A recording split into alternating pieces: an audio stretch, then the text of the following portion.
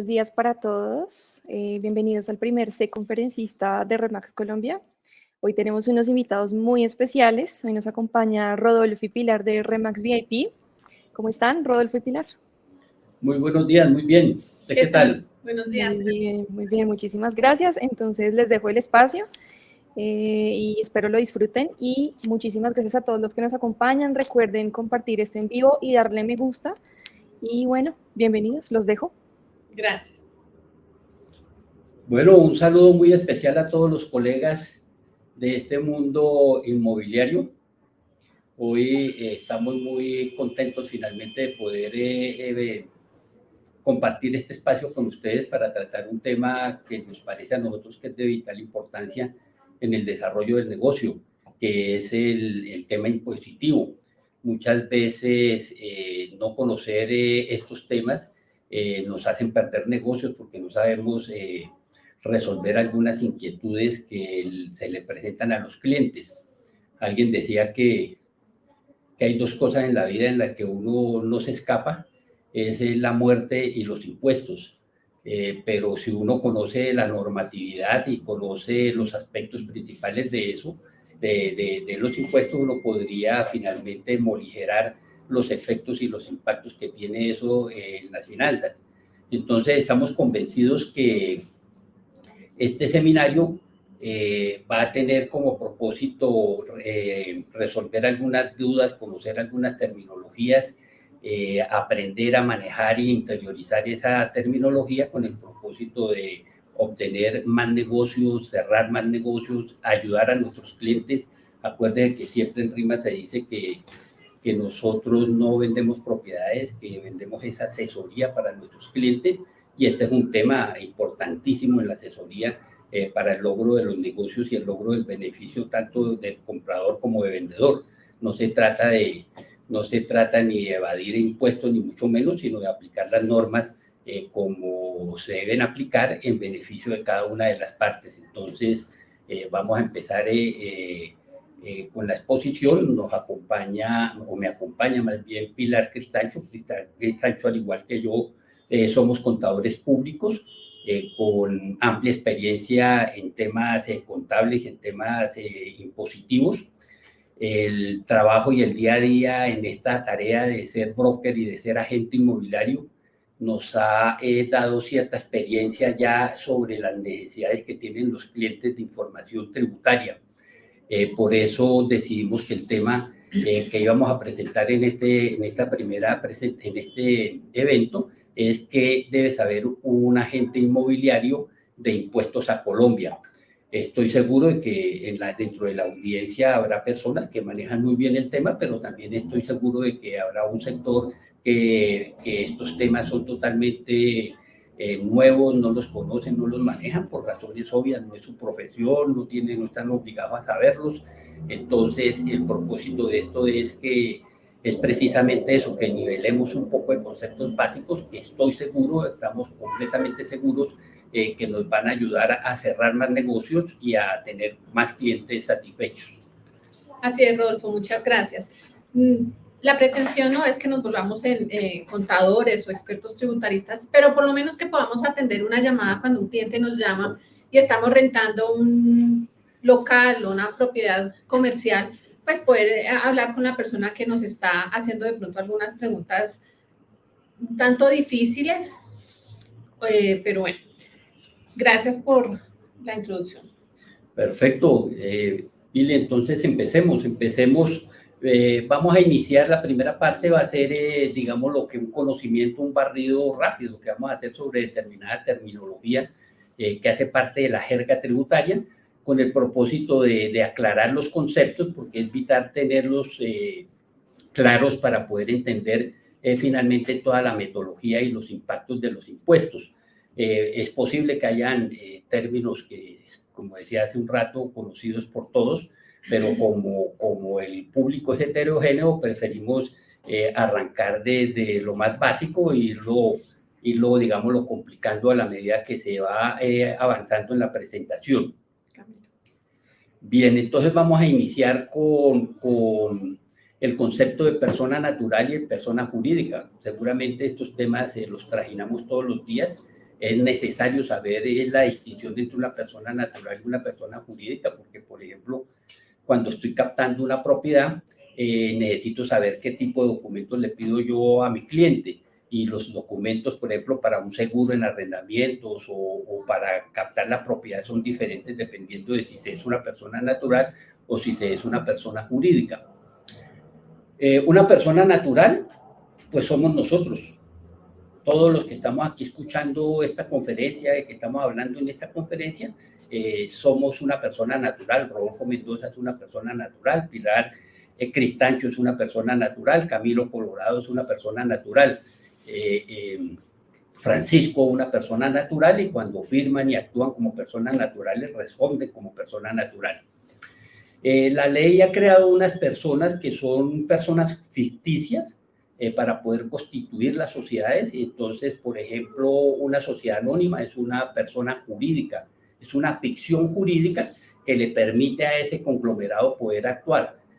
Una cooperativa, una empresa limitada, una asociación sin ánimo de lucro son personas jurídicas que actúan como si fueran personas naturales a través de un representante legal, una persona que está investida de alguna autoridad para que pueda firmar documentos a nombre de esa persona jurídica, y cuando él firma un documento a nombre de esa persona jurídica, pues es la persona jurídica la que responde por los hechos en que la comprometa.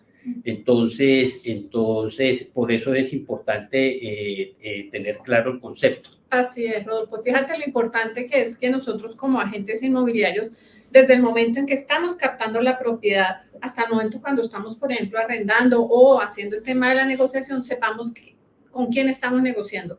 Si tal propiedad pertenece a una persona jurídica o si pertenece a una persona natural, tanto para el momento de la venta como para el momento del arriendo, y así evitar procesos innecesarios, ¿no? Porque si estoy captando un local, es diferente la documentación que le tengo que pedir al cliente si es una persona natural o si es una persona jurídica. Claro, Sigamos. acá eso causa, a veces no tener esas claridades causa reprocesos porque pedimos los documentos que no corresponden, hacemos la tramitología y nos devuelven los documentos que no corresponden y el cliente se molesta. Bien, contribuyente. Al igual que el concepto de persona natural, pues digamos lo que contribuyentes somos prácticamente todos los habitantes de un país, somos sujetos finalmente de tener que pagarle contribuciones al Estado, contribuciones de orden nacional, contribuciones de orden municipal, de orden departamental. Eso depende, pero en general prácticamente todos somos objeto de hacer contribuciones. Compramos un vehículo en un concesionario, me facturan el vehículo y me facturan, por ejemplo, un impuesto que es el IVA, o debo estar obligado a presentar una declaración de renta para tasar, para decirle al Estado que me gané, que me quedó y cuánto le corresponde al Estado. Es una contribución.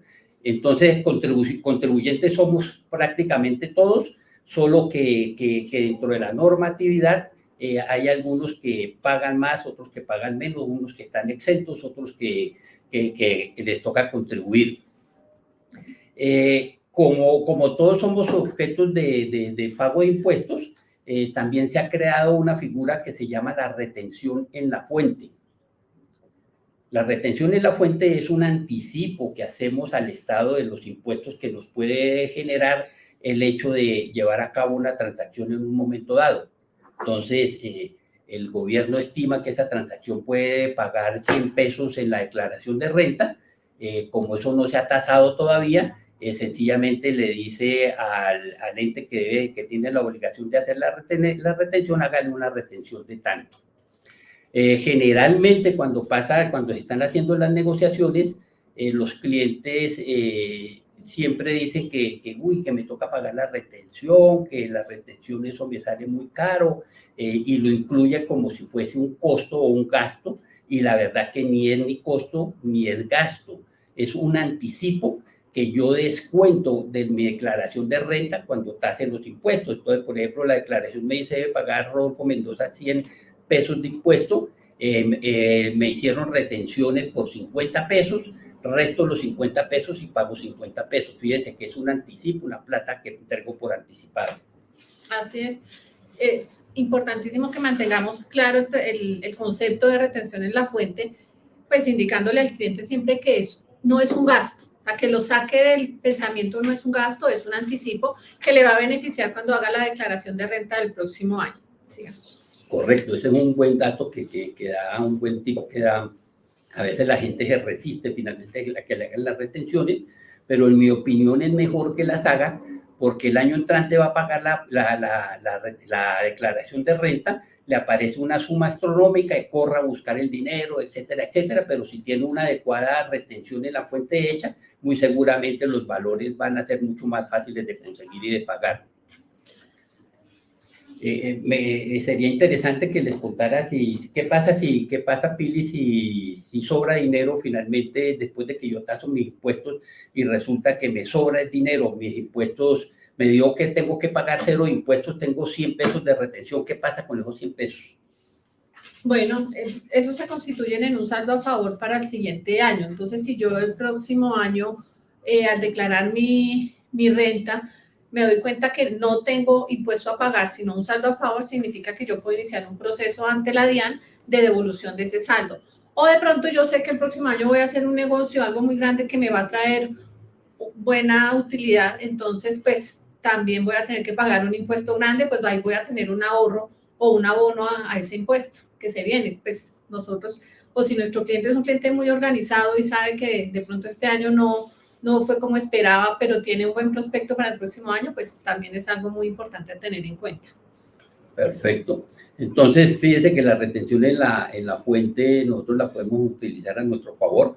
Incluso hay agentes cuando les pagamos las comisiones, les tenemos que hacer retenciones en la fuente y a veces no nos gusta, pero ven los resultados el año siguiente cuando tienen que declarar esos ingresos originados en su intermediación y juegan con esa plata para que puedan pagar, tengan que desembolsar menos dinero. Perfecto, sigamos entonces. Otro impuesto que ya conocemos todos, yo creo que sí, a todos nos duele, es el famoso IVA, el impuesto al valor agregado, que es un gravamen que pagamos casi que todos los colombianos por hacer transacciones. Entonces, como le decía hace un rato, hoy compré un vehículo, ese vehículo tiene IVA y me toca pagar el 19% por IVA, y eso dependiendo del cilindraje, pues se paga más o se paga menos IVA, pero igual lo tengo que pagar. Entonces, en ese momento soy contribuyente, estoy haciendo pagos a la Administración de Impuestos para que finalmente la Administración de Impuestos pueda sostener al Estado. Y por último, viene la famosa declaración de renta. Todos los años la Administración de Impuestos Nacionales fija unas fechas específicas tanto para personas jurídicas como para personas naturales, que son las fechas de vencimiento en que yo debo presentar mi declaración de renta. No presentar la declaración de renta en esas fechas implica que me hago acreedor a sanciones y a pago de intereses, etcétera, etcétera, etcétera. Entonces, la declaración de renta es un documento sumamente importante. Unas personas están obligadas, otras no están obligadas, pero si yo estoy obligado, debo presentarlo en esas fechas específicas. La declaración de renta es un documento sencillamente donde yo relaciono todo mi patrimonio, es decir, todos los bienes y derechos que yo tengo, que son cuentas por cobrar, dineros en banco, inversiones que he hecho, propiedades que tengo, vehículos, carros, fincas, etcétera, etcétera. De eso, todo eso hago una sumatoria. Esa sumatoria me da el impuesto, el patrimonio bruto. También hago un listado y un inventario de todas las deudas que tengo yo y los puedo restar de allí para que me dé el patrimonio neto, y sobre ese valor posiblemente pueda pagar un impuesto al patrimonio. La parte de los ingresos es una cosa similar. Sencillamente yo le digo a la Administración de Impuestos Nacionales, yo el año pasado me gané tanto por comisiones, por corretaje inmobiliario me gané tanto, tuve tales y tales y tales gastos, me da un neto de eso, y aparecen también unas tablas donde yo taso el impuesto que me corresponde a cargo, y resto de las retenciones en la fuente si las tengo y pago la diferencia o no pago. Entonces, no necesariamente presentar declaración de renta es pagar impuestos, ¿verdad, Pilar? De acuerdo. Hay a veces nos encontramos con clientes que le tienen un miedo a la declaración de renta. Entonces dicen, no, es que si yo hago el negocio, por tanto, me toca pagar impuestos, me toca declarar, pero finalmente cualquier persona que tenga ya un apartamento, así sea el apartamento más pequeñito, tiene que pagar impuestos, tiene que declarar. Entonces, pues es hacer las cosas de manera organizada, es hacer las cosas como corresponde y muy seguramente si la persona no maneja un nivel de ingresos muy altos, pues es posible que no tenga que pagar, pero sí cumple con la obligación de declarar y adicionalmente el día que venda ese patrimonio es muy posible que no le toque pagar impuestos. Continuamos. Continuemos. Avalúo catastral. El avalúo catastral, pues a todos, inclusive por esta época ya debemos estar esperando los famosos recibos del impuesto predial. El avalúo catastral sirve para eso, para que los municipios fijen el valor de los predios y basados en ese valor, con una tasa específica que hay para cada caso, calculan un impuesto que se llama el impuesto predial. Prácticamente todos los que somos propietarios o los que tienen propiedades en el territorio nacional tienen que presentar la declaración de avalúo catastral y pagar el avalúo catastral. Lo mismo pasa, por ejemplo, con los vehículos. Hay que pagar un impuesto de rodamiento, pero aquí estamos hablando del avalúo catastral porque atañe precisamente al oficio que nosotros hacemos, que es ayudarle a los clientes en la consecución de espacios físicos. Entonces, el avalúo catastral es un documento que debemos estar pendientes de nuestros clientes para decirles que llegaron las fechas de pagar. Es una ayuda que le podemos brindar a los clientes recordándoles las fechas, aunque eso hay publicidad suficiente, pero sí es un documento que tiene que tener listo debidamente pago cuando va a vender una propiedad y va a hacer la enajenación de la propiedad en la notaría. El notario le va a pedir el recibo del impuesto predial debidamente pagado. Existe el concepto también de avalúo catastral, de autoavalúo, que es cuando los contribuyentes por alguna razón tienen alguna inconformidad con el avalúo que está reflejando el recibo, bien porque es muy alto, bien porque lo considera muy bajo, puede presentar ante las autoridades siguiendo un procedimiento determinado un autoavalúo, lo que yo considero que vale mi propiedad debidamente sustentado, para solicitar la corrección de ese avalúo. Es un documento importante porque a veces podemos estar pagando más impuestos del que nos corresponde o podemos estar subvalorados en ese tema y cuando viene una venta puedo yo tener problemas, ¿verdad, Pilar? Sí, de acuerdo. O sea, lo más importante es que una vez el cliente toma la decisión de vender su propiedad, hay clientes que dicen el otro año o este año, al final, empezar por ese tipo de cosas.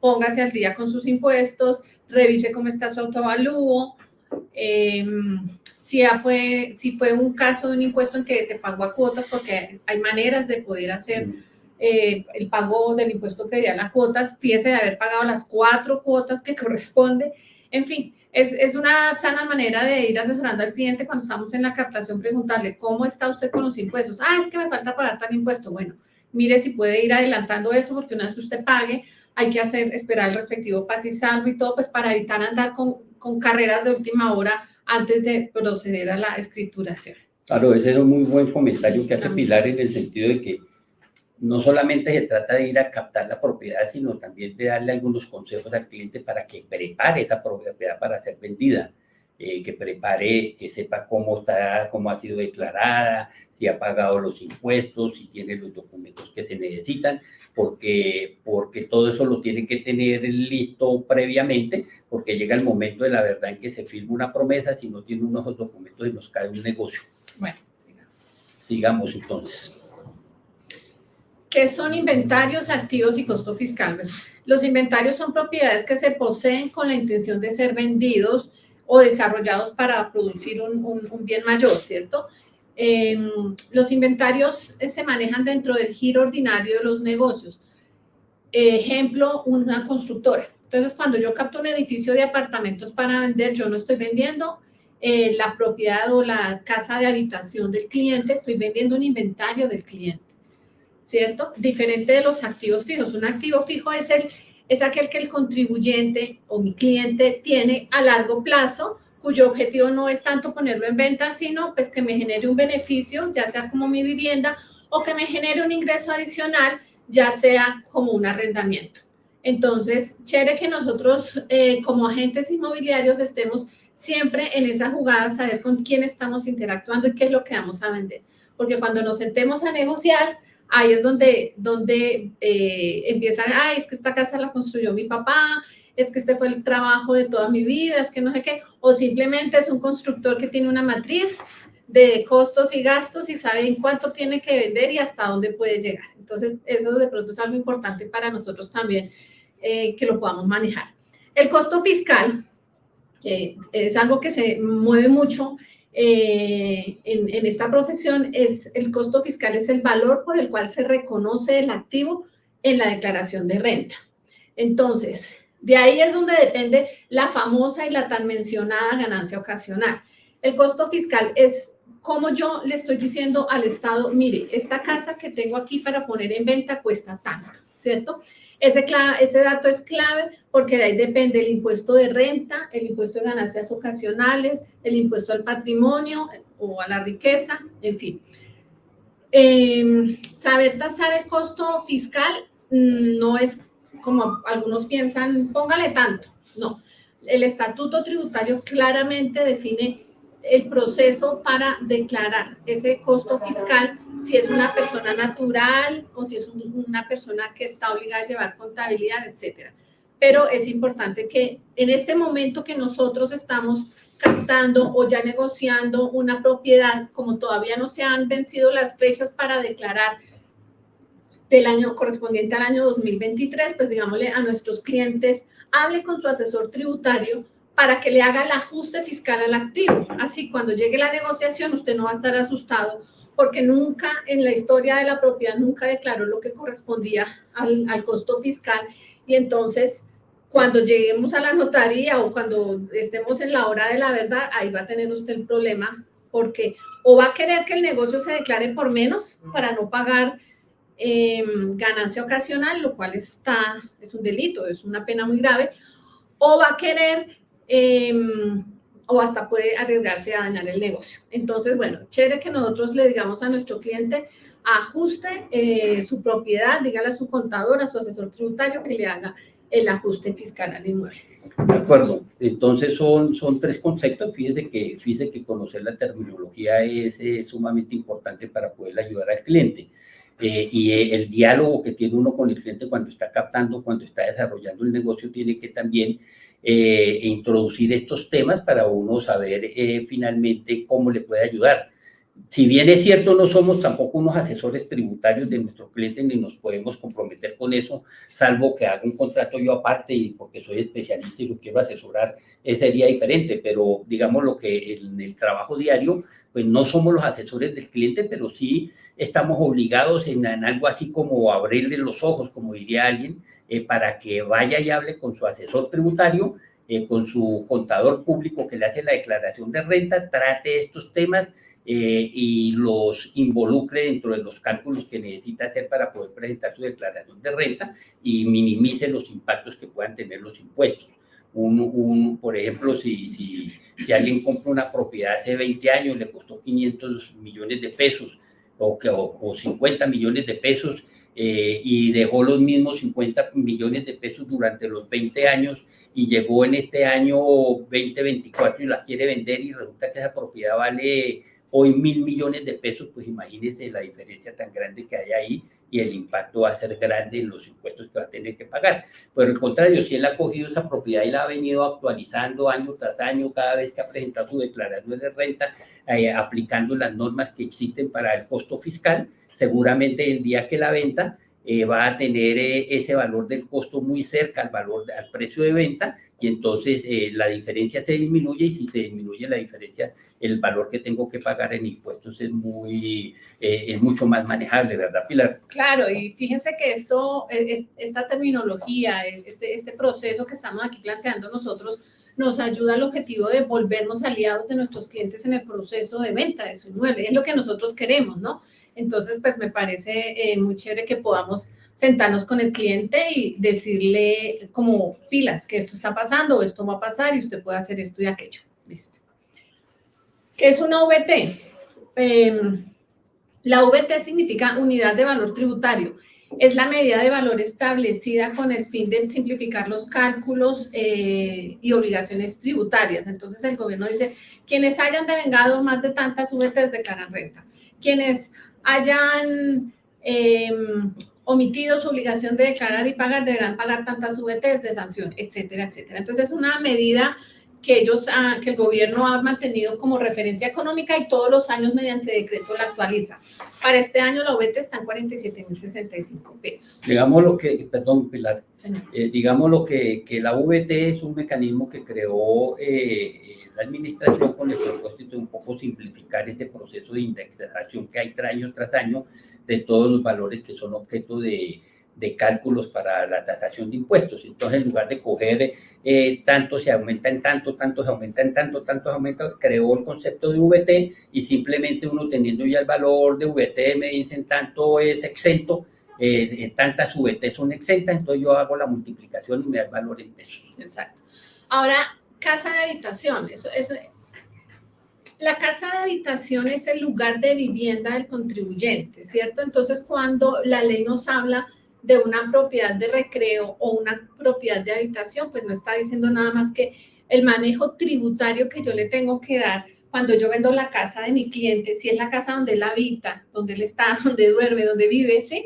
Ese tiene un manejo tributario diferente, así es la casa, si yo estoy vendiendo la casa donde el señor va de fin de semana o va en los veranos, en vacaciones, qué sé yo, pues porque tiene un manejo tributario diferente, lo cual también es importante que nosotros lo sepamos a la hora de trabajar. Hay un concepto que se utiliza mucho en este negocio y es las cuentas AFC. ¿Qué significa? Una cuenta AFC es una cuenta de ahorro para el fomento de la construcción. Es una alternativa de ahorro programado que el gobierno ha establecido para que quienes las usan tengan un beneficio tributario.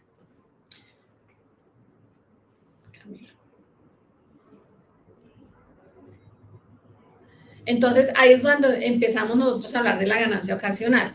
Entonces, la ganancia ocasional es algo que no ocurre todo el tiempo, ¿cierto? Es algo muy eventual, como ganarse la lotería, como vender la casa. No, yo no estoy vendiendo mi casa todos los días, ¿cierto? Entonces, cuando hablamos del término de ganancia ocasional, es la ganancia proveniente de la venta de bienes en nuestro negocio o de cualquier naturaleza que hayan sido de propiedad del contribuyente por un término de 2 años o más. ¿Por qué habla de 2 años o más? Porque para la DIAN, si yo compro una casa, la vendo, compro otra, la vendo, tal, eso no es mi ganancia. En un periodo de 2 años me da un manejo, como lo veíamos anteriormente, como si fuera un inventario. Lo ve como si fuera el giro ordinario de mis negocios y tiene un manejo tributario en mi declaración de renta diferente, ¿cierto?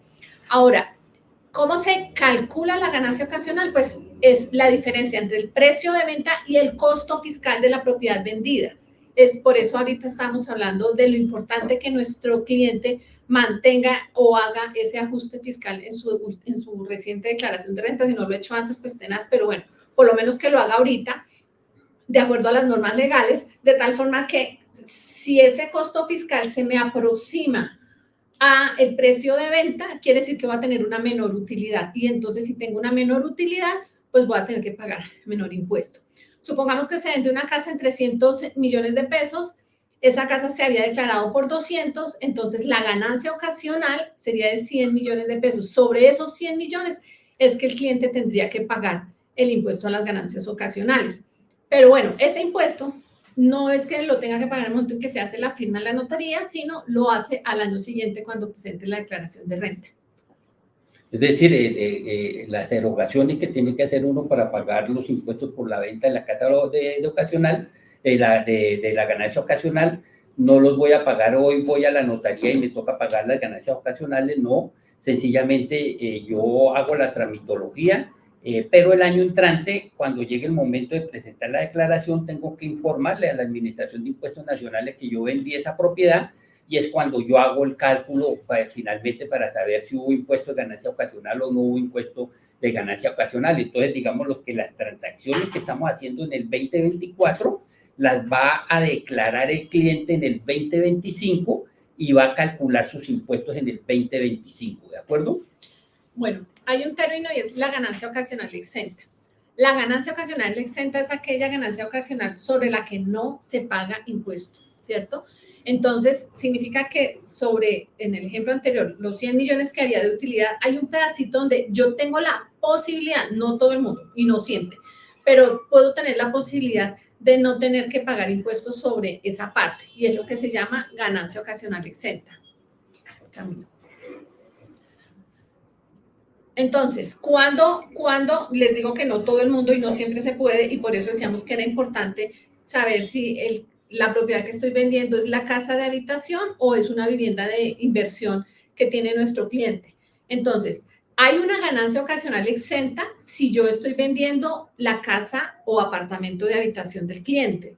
Y esto es porque es probable que no tenga que pagar sobre toda la utilidad que me queda, ¿cierto?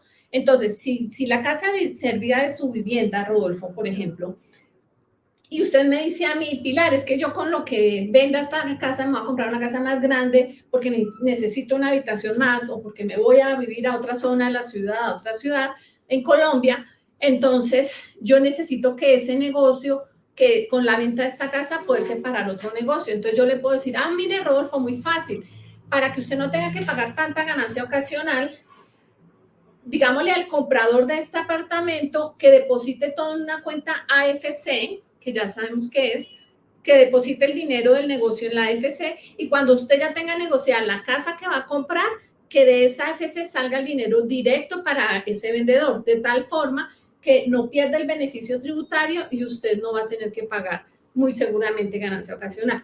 O lo otro, si usted me dice, pero es que Pilar, yo debo de este apartamento un dinero X, pero no quiero pagar esa ganancia ocasional tan alta, entonces yo le digo, igual tenemos un beneficio que la ley permite, y es que el comprador le pague directamente a su crédito hipotecario la deuda, la salda, y ese dinero también va a ser una ganancia ocasional exenta, porque el gobierno permite, el estatuto tributario dice que las primeras 5.000 VTs de la utilidad generada en esa venta, o sea, la suma de 235.225.000 pesos, puede ser exento si usted está vendiendo la casa de habitación. Pero ojo, hay que tener en cuenta una de esas dos condiciones, o bien que el dinero se consigne todo en una cuenta FC o que se haga el pago directo a un crédito hipotecario.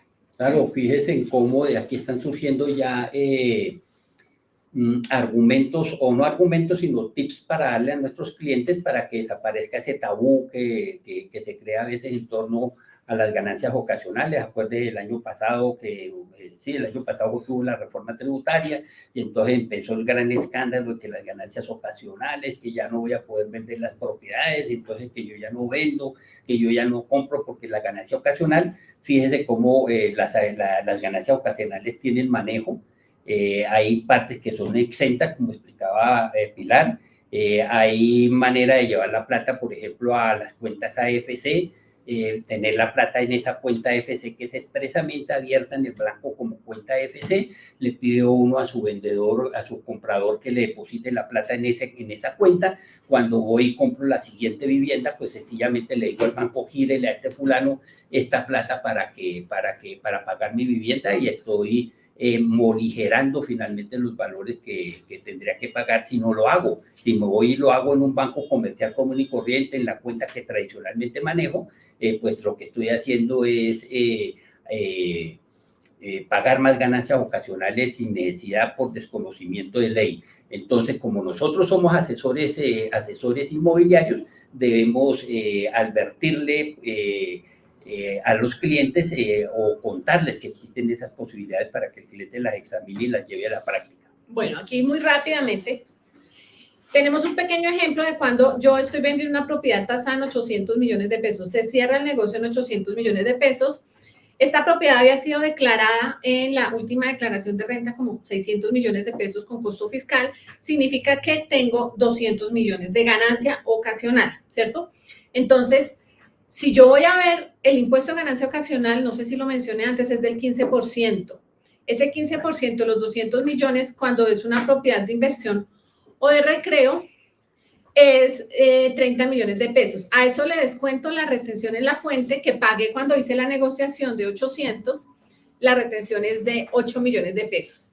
Eso me genera un impuesto a pagar de 22 millones de pesos, ¿cierto? Eso porque estamos hablando de una propiedad de inversión, una oficina, una casa de campo, etcétera. Pero si resulta que en el mismo caso, con las mismas cifras, estamos vendiendo la casa de habitación del contribuyente, entonces, cuando llego a la ganancia ocasional de 200 millones de pesos y el señor me dijo, consignó todo el dinero en una cuenta AFC, significa que ahí los 235 millones 225 se convierten en una renta exenta. Quiere decir que no estoy teniendo una base gravable para pagar. Me da cero. Con lo cual el impuesto de ganancia ocasional sigue siendo cero, porque tengo el beneficio tributario. Al restar la retención en la fuente me da un saldo a favor de 8 millones. Fíjese que sabiendo este tip, yo le puedo decir a mi cliente que usted está pasando de pagar 22 millones de pesos a tener un saldo a favor de 8 millones, que como lo decíamos anteriormente, se constituye en un beneficio para una declaración de renta futura o para reclamar un saldo a favor. Adelante.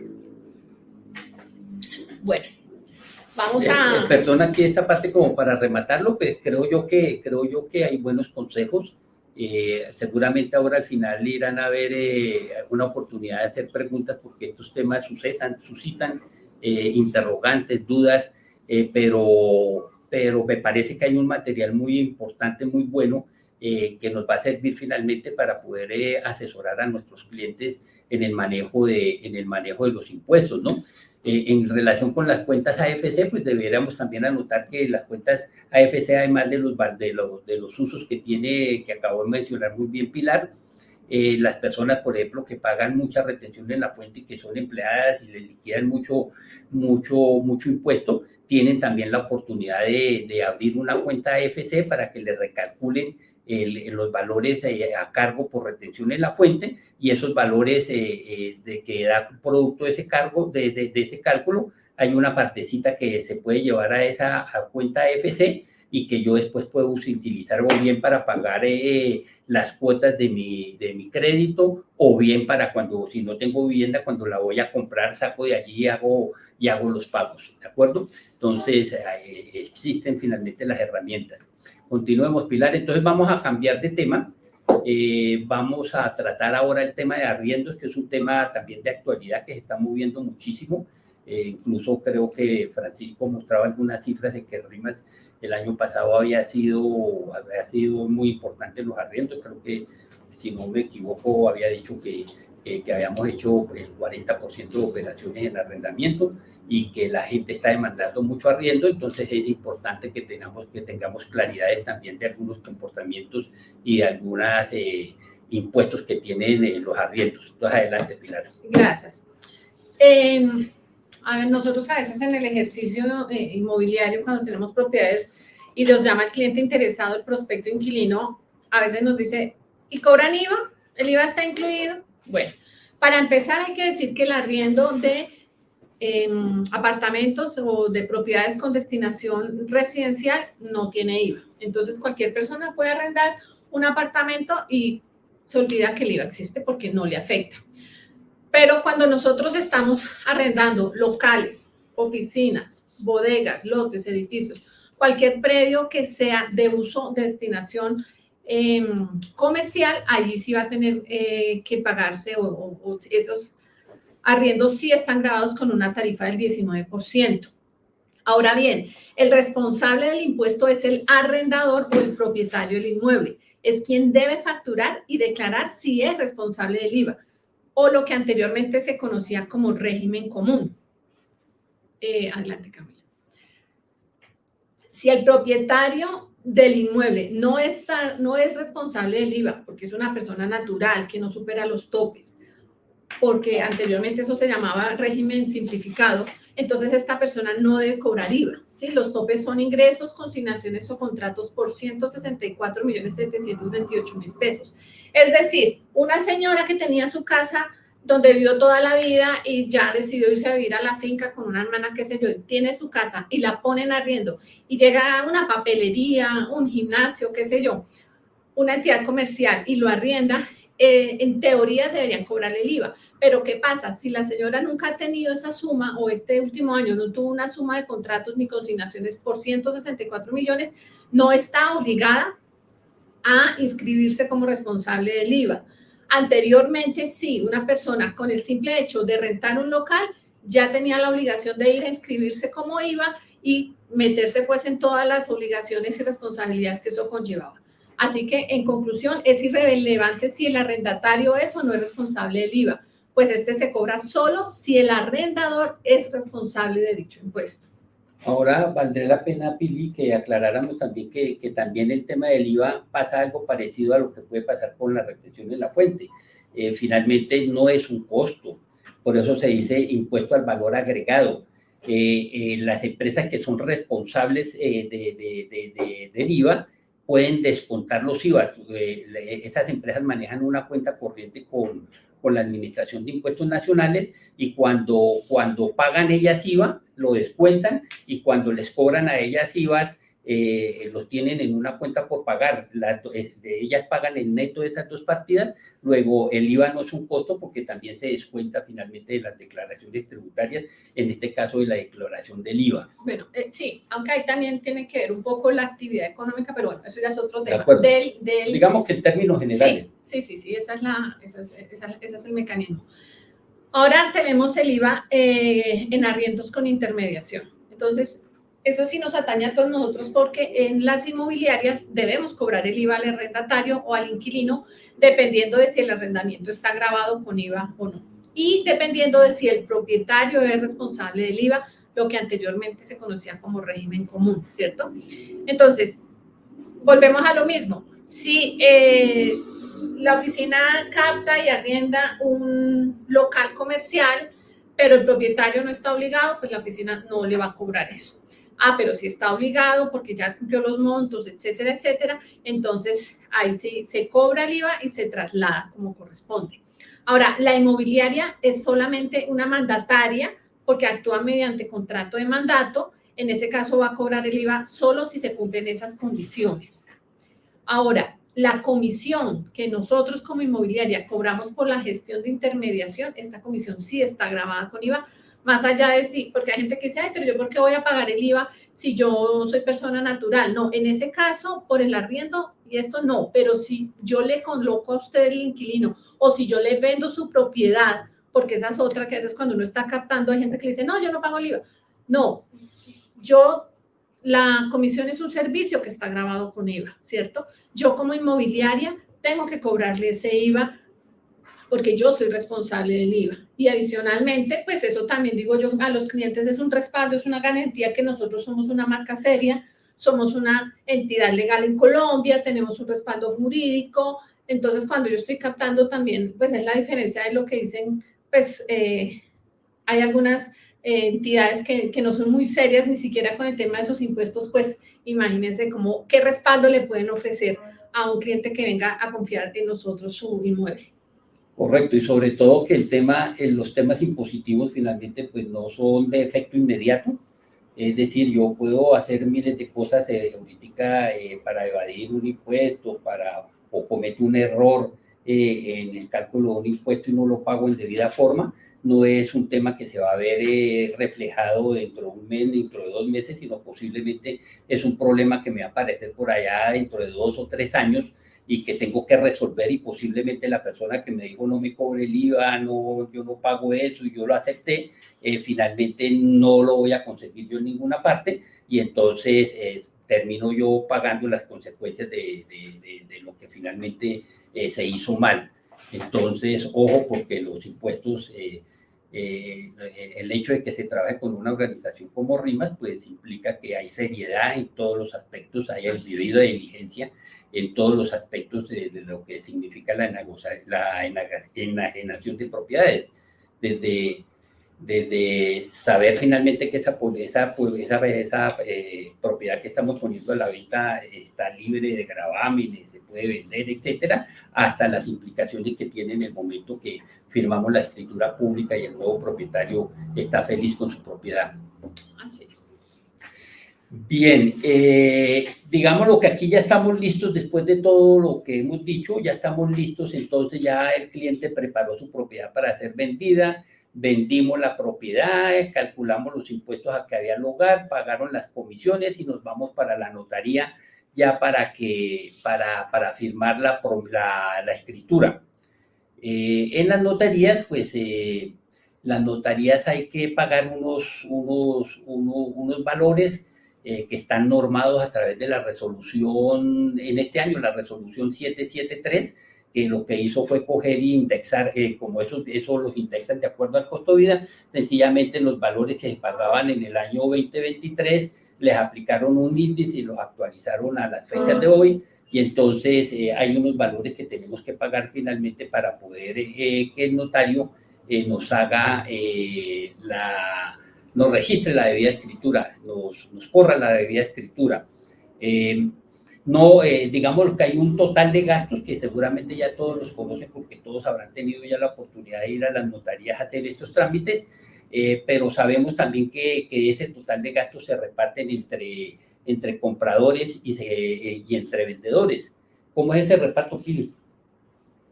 Bueno, entonces, el 50% de los gastos notariales van por cuenta del vendedor. El 50% de los gastos notariales van por cuenta del comprador. La retención en la fuente, que es el 1%, va por cuenta del vendedor. Y los gastos de registro y beneficencia van por cuenta del comprador.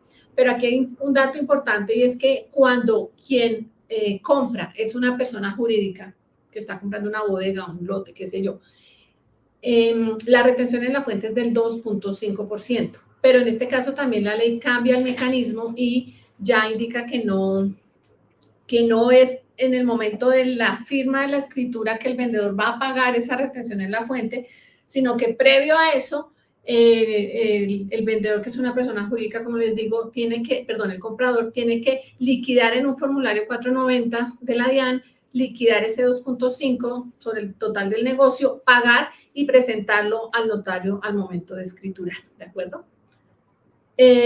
Lo que tú decías, esta resolución 773 del 2024 define las tarifas y eso está regulado pues obviamente a nivel nacional, ¿no? ¿Cuánto cuesta una fotocopia, cuánto una biometría, una autenticación, etcétera? Pero lo que nosotros no podemos controlar es el número de fotocopias. Entonces hemos visto negocios en donde cobran, no sé, 400,000 pesos en fotocopias. Entonces eso dispara cualquier cálculo que hayamos hecho porque eso además tiene IVA, ¿cierto? Entonces, digamos que nosotros al cliente les hemos desarrollado un cuadrito en donde les hacemos un cálculo y les decimos, mire, la retención es esto, estos son los gastos notariales aproximados, porque esto puede cambiar porque hay notarias que cobran biometrías, autenticaciones, certificaciones, domicilio, bueno, una cantidad de cosas que varían entre una y otra y que uno no tiene cómo saber cuánto va a ser, ¿cierto? Entonces, digamos que eso varía de acuerdo a las cantidades y obviamente también cuando el cliente compra, pues si él hipoteca o si el que vende tiene patrimonio de familia, afectación, etcétera, todos esos gastos eso afecta los cálculos, cambian, claro. Exacto. Pero un ejemplo sencillo aquí que tenemos es una venta de un predio de 300 millones de pesos. Una retención en la fuente de 3 millones, derechos notariales del 0.54%. Ahí hay unos gastos notariales que, como le digo, eso ya un asterisco, por eso cambia. El fondo especial y supernotarial y registro, en este momento serían 5.560.000. Continúa. Y lo que corresponde a registro y beneficencia está el impuesto, que es el 1%. Ahí hay unos gastos también que, pues, en general son como 61,000 pesos sobre ese valor. El registro, que es de el 1.04%, que asciende a 3.132.000 pesos, y una cosa que cobran ahí de sistematización para un total de 6.256.000.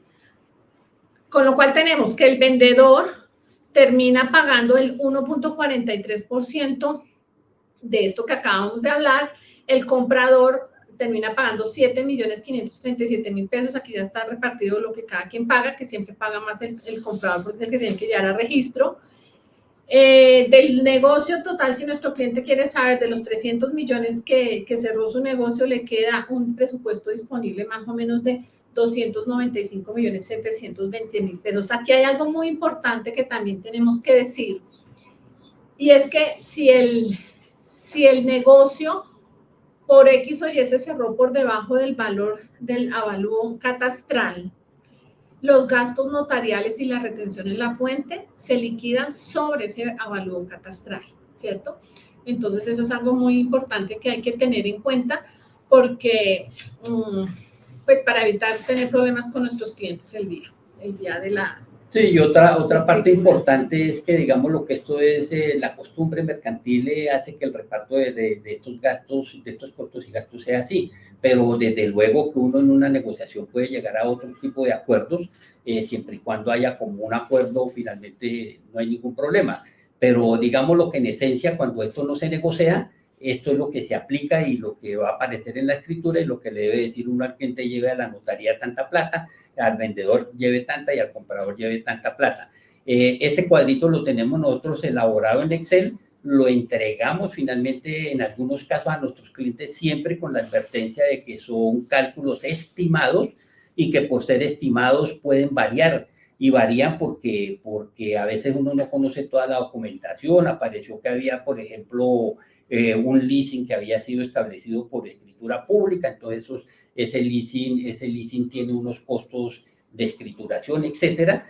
Entonces, son gastos estimados y siempre advertimos que son costos estimados.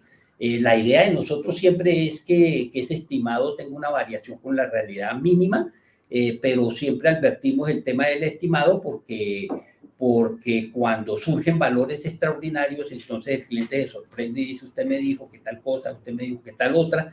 Entonces siempre por eso hacemos la advertencia de que son costos estimados. El cuadro, si a alguien le interesa de pronto tenerlo, con el mayor gusto lo podemos compartir. Bueno, muchas gracias. Tenemos unos poquitos minutos para atender algunas preguntas que se puedan haber presentado. Yo vi que alguien escribió el tema de revisar el certificado de libertad. Sí, eso es muy importante. Es lo primero que incluso que nos enseñan cuando, en el caso mío, que yo nunca había trabajado en esto, es leer el certificado de tradición antes de captar, sí. Ahí vemos cómo está el inmueble, pero adicionalmente algo que nos ha aportado a nosotros estudiar eso es cuando, hablando pues en lo que nos atañe acá, que es el tema tributario, hay inmuebles que son grabados con una anotación por valorización, ¿sí? Entonces no les llega el impuesto de valorización a los contribuyentes. No saben, no se enteran o no sé qué pasa y no lo pagan. Entonces, por sí o por no, les hacen no es un embargo como tal, pero sí es una medida cautelar que hace que quede en el certificado de libertad que tienen esa restricción para la venta porque no han pagado la valorización. Entonces, es un trámite muy sencillo. Cuando uno revisa eso, uno le dice al cliente: hay que pagar, sí, páguelo, y es muy fácil el levantamiento de esa anotación, pero es importante que lo veamos. Sí, de acuerdo con Nelly, que creo que fue la que hizo la pregunta. Sí, evidentemente nosotros revisamos, en RIMAS revisamos los certificados de libertad antes o en el momento que estamos haciendo las captaciones, y cuando evidenciamos cosas que pueden obstaculizar un negocio o cosas que tenemos dudas, finalmente nos comunicamos con nuestros clientes para aclararlas, y si se pueden aclarar, subimos la propiedad. Si no se pueden aclarar, preferimos decir no lo hacemos. Entre otras cosas porque los clientes que vienen a buscar propiedades en RIMAS lo hacen con mucha confianza porque saben que en RIMAS hay la debida diligencia y que las propiedades que ofrecemos son propiedades que son limpias, digámoslo así, ¿no? Bueno, efectivamente, estoy viendo acá un comentario que nos hace un colega en Facebook. Efectivamente, nosotros no somos tributaristas, ni mucho menos, pero precisamente nosotros buscamos profesionalizar este ejercicio, esta actividad como agentes inmobiliarios. Entonces, por eso nos pareció importante traer estos temas aquí sobre la mesa para saber. Nos llama un cliente a preguntarnos: ay, señora, ¿será que me cobran IVA? Y uno puede decir: no, tranquilo, o sí, pero tal cosa, ¿sí? No es meternos a ver. Jamás he visto yo la declaración tributaria de un cliente, ni mucho menos, pero es poder hablar de tú a tú con un empresario que nos llama y nos dice: vea, yo necesito vender este edificio. Yo tengo algunos edificios que tengo captados y me ha aportado saber este tipo de temas. Sí, de acuerdo. Acuérdese que recordemos que en el comienzo de la reunión dijimos que si bien es cierto, nosotros no somos asesores tributarios, debemos conocer sí la terminología que se usa en la jerga tributaria en la venta de propiedades y saber qué es una ganancia ocasional, saber si hay excepciones o no hay excepciones, porque en el diálogo con los clientes uno tiene que entender la terminología para poder orientar al cliente. Desde luego que siempre mandamos a nuestro cliente a que vaya y hable con su asesor tributario, porque cada propiedad, cada cliente tiene una estructura financiera diferente y lo que aplica en uno de pronto no aplica en el otro. Entonces sí es válido el comentario. A ver, Doris nos pregunta si la venta de un inmueble supera 900 millones, ¿tiene que hacer en la venta pagar un impuesto adicional? No, lo que pasa es que... eso estuvo en una... No, lo que pasa es lo siguiente. Cuando el objeto de la venta vale más de 20.000 VTs, que equivale a 941.300.000 pesos, la retención en la fuente sube al 2.5%, ¿sí? Pero entonces, los primeros 941 millones se calcula la retención del 1% y sobre la diferencia entre esos 941 millones y el total del negocio se calcula el 2.5%. Pero me he dado cuenta en este ejercicio que no siempre las notarías cobran esa retención. No sé por qué. ¿Será que la persona que liquida no sabe o el programa no está parametrizado, etcétera? No sé por qué, pero si Doris tienes esa razón, tienes razón en eso, se paga una retención por ley, debería pagarse una retención en la fuente mayor. Ariana nos pregunta, si una empresa toma un local en arriendo, ¿no le expiden factura electrónica cuando toma un local porque el propietario no está obligado a cobrar el IVA? ¿Cuál es el soporte de este gasto en la contabilidad? Ah, qué bien, sí, claro, porque si el contribuyente siempre va a tener que demostrarle a la DIAN que pagó un arriendo, pero si de otro lado el propietario no está obligado, pues no le va a expedir factura. Entonces ahí tenemos dos documentos. Uno, el contrato, que siempre es soporte, y dos, se ha reglamentado el documento soporte. El documento soporte en adquisiciones efectuadas a no obligados a facturar. Es quien el inquilino debe elaborar este documento soporte y llevarlo a la contabilidad. Obviamente, ese documento soporte debe cumplir con unos requisitos que también están establecidos en la ley. Gracias, Ariana. Carolina. De acuerdo, y contablemente los que están obligados a llevar contabilidad saben que todas las transacciones que se sientan en los libros contables deben tener los correspondientes soportes, ¿no? Ahora está en usanza finalmente el tema de la factura electrónica, que es un tema necesariamente que se va a universalizar y muy pronto vamos a todos a estar obligados a tener facturación electrónica. De hecho, cada una oficina de RIMAX está obligada a tener factura electrónica y todas las transacciones tienen que ser de conocimiento de la Administración de Impuestos Nacionales, porque cada factura va allí a hacer conocimiento de ellos. Entonces, fíjense que la tecnología ha llegado para quedarse. La tecnología está facilitando muchos procesos en la Administración de Impuestos Nacionales.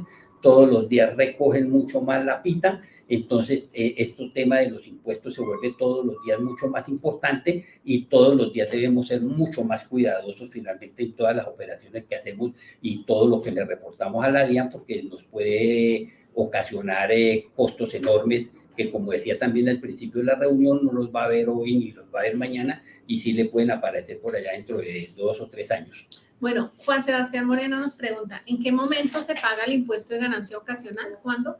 Bueno, la ganancia ocasional se paga en el año siguiente en que se hizo la venta. Es decir, cuando yo voy a la notaría y firmo, pago la retención en la fuente, que es un anticipo de ese impuesto de ganancia ocasional, y ese impuesto de ganancia ocasional yo lo voy a declarar y si hay que pagar, lo pagaré en la declaración de renta, en el mismo formulario de la declaración de renta, en el año gravable siguiente. Es decir, si yo vendí una propiedad hoy, año 2024, la vendí en el mes de febrero, me hicieron mi retención en la fuente, me hicieron todo.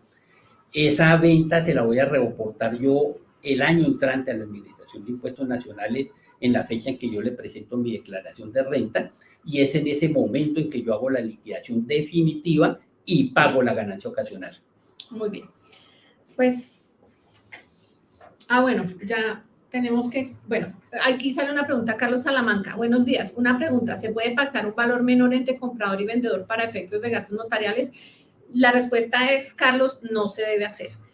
En la escritura, en el momento de firmar, comprador y vendedor declaran bajo la gravedad del juramento que no hay un valor alterno al que se está declarando, ¿sí? A veces existe esa tentación entre las partes para bajar precisamente los gastos notariales, para bajar el costo fiscal, bueno, una cantidad de cosas, ¿sí? Pero eso es muy delicado porque donde se den cuenta, pues que hay ahí, eso se llama fraude, entonces van a tener que pagar con sanciones económicas muy altas si se dan cuenta nuestros clientes de eso. Ya si ellos deciden, insisten en hacerlo, pues allá ellos con su responsabilidad. Cada uno asume sus propias responsabilidades, ¿estoy de acuerdo? Sí, sí, pero de eso hay bastante y últimamente, por ejemplo, la DIAN ya está el tema que todos los costos deben ser,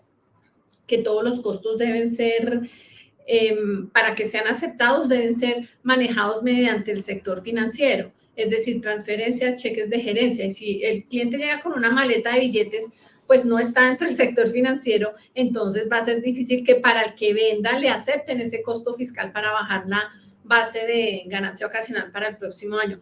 Adicionalmente, el día que vaya a vender, el que compró esa propiedad por debajo va a tener un dolor de cabeza, porque compró por debajo, declaró por debajo y seguramente cuando venda no va a ser tan posible. Él sí se va a ser afectado con las ganancias ocasionales en su momento. Sí. ¿De acuerdo? Entonces, y en esto finalmente también no se debe hacer y a veces la gente, por ejemplo, coge y vende una propiedad en 1.000 millones de pesos y le dice al otro, venga, para pagar menos impuestos aquí en la notaría, etcétera, etcétera, declaremos eso por 400 millones de pesos. Y listo, lo hacen. Pero después el señor que recibió el dinero, entonces compra un vehículo, va y compra, hace una serie de gastos que son reportados por el sistema financiero y después posiblemente la Administración de Impuestos Nacionales hace una comparación patrimonial y resulta que usted compró bienes superiores a lo que le costó, a lo que tuvo de ingresos, no tiene cómo demostrar esas diferencias y vienen los problemas tributarios. Entonces, fíjense que es un tema delicado, el tema de los impuestos, uno a veces es olímpico con ese tema, pero también, como decía al principio, la tecnología llegó para quedarse. Todos los días la administración de impuestos es mucho más sofisticada y las posibilidades de que se le arme un problema a uno tributario que le pueda costar dinero se pueden ver dentro de unos años. Muchas gracias a todos por su tiempo. Nosotros somos RE/MAX VIP, estamos atentos para atender, para resolver, para ayudarles, para acompañarlos. Y bueno, ahí están nuestros datos, nuestras redes sociales, teléfono, WhatsApp. Listo, a todos mil gracias por haber atendido el llamado, la reunión. Esperamos, lo hicimos con mucho cariño y con mucha sinceridad. Esperamos que esto contribuya finalmente a que todos aprendamos algo de este tema y seamos todos los días unos profesionales mucho más eficientes en el mercado inmobiliario y vendamos muchas más propiedades. Gracias. Gracias.